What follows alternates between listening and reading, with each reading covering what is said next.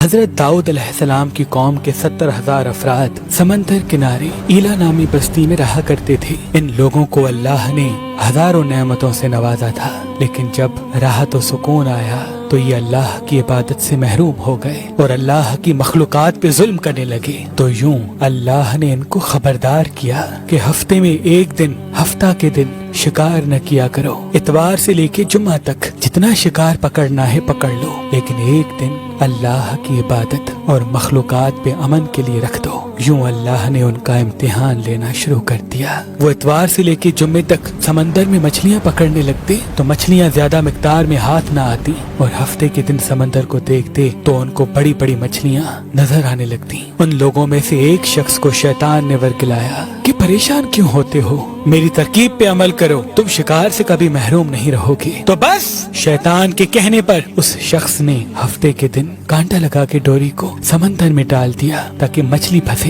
اور شیطان نے کہا اس مچھلی کو تم اتوار کے دن نکالنا، اور یوں ہفتے کی حرمت بھی باقی رہے گی اور تمہارا شکار بھی ہو جائے گا۔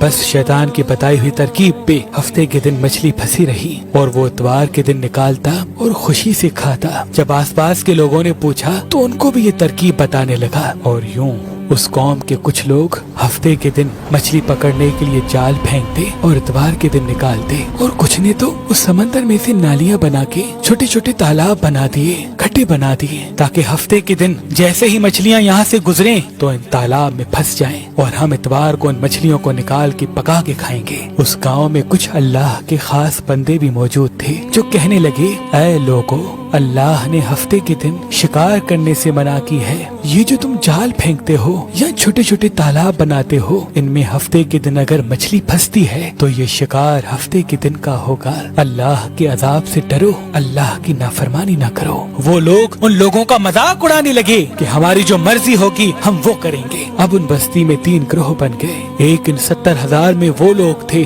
جو ان نافرمان لوگوں کی بار بار اصلاح کرتے، دوسرے وہ جو ان لوگوں سے نفرت کرتے اور خاموشی اختیار کیے ہوئے تھے، اور تیسرے وہ جو گمراہ ہو کر اللہ کی نافرمانی کر رہے تھے۔ تو یوں نیک بندوں نے اس بستی کے بیچ میں سے دیوار کو کھڑا کر دیا اور یہ حکم نافذ کیا کہ اللہ کی نافرمانی کرنے والے اس طرف ہو جائیں اور ہم جو اللہ کے فرما بردار ہیں وہ اس طرف رہیں گے۔ وہ صالح لوگ بار بار ان سے کہتے رہے، اے لوگو، اللہ سے ڈرو، قوم سمود، قوم لوط کا جو حشر ہوا اس کو یاد کرو، اللہ کی نافرمانی نہ کرو ورنہ تم پہ بھی کوئی عذاب آئے گا۔ وہ سارے نافرمان جن کی تعداد تقریباً 12,000 تھی، سب ہنستے رہے کہ یہ تو سب کتابی باتیں ہیں، ہم پہ کوئی عذاب نہیں آئے گا۔ بس جیسے ہی وہ گروہ 2 حصوں میں تقسیم ہو گیا، ایک وہ جو اللہ کے فرما بردار بندے دیوار کے اس طرف تھے، اور دوسرے وہ جو نافرمان بندے جو دیوار کے اس طرف تھے۔ وہ نافرمان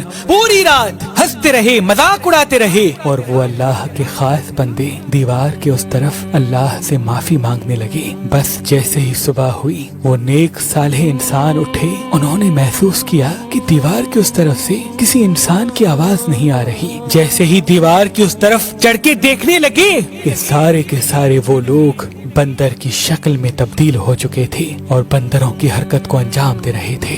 وہ جو صالح لوگ دیوار سے ان بندروں کو دیکھنے لگے، ان صالح لوگوں میں سے جو ان کے رشتہ دار تھے، انہوں نے ان بندروں کے کپڑوں سے اپنے اپنے رشتہ داروں کو پہچانا اور چیخ کے رونے لگے، اللہ سے معافی مانگنے لگے۔ لیکن اللہ کا عذاب جب آتا ہے تو وہ ہو کے رہتا ہے۔ وہ 12,000 لوگ جو بندر بن چکے تھے کچھ بھی کھا پی نہیں سک رہے تھے، اور یوں 3 دن بعد وہ اس عذاب میں آ کر فنار ہو گئے۔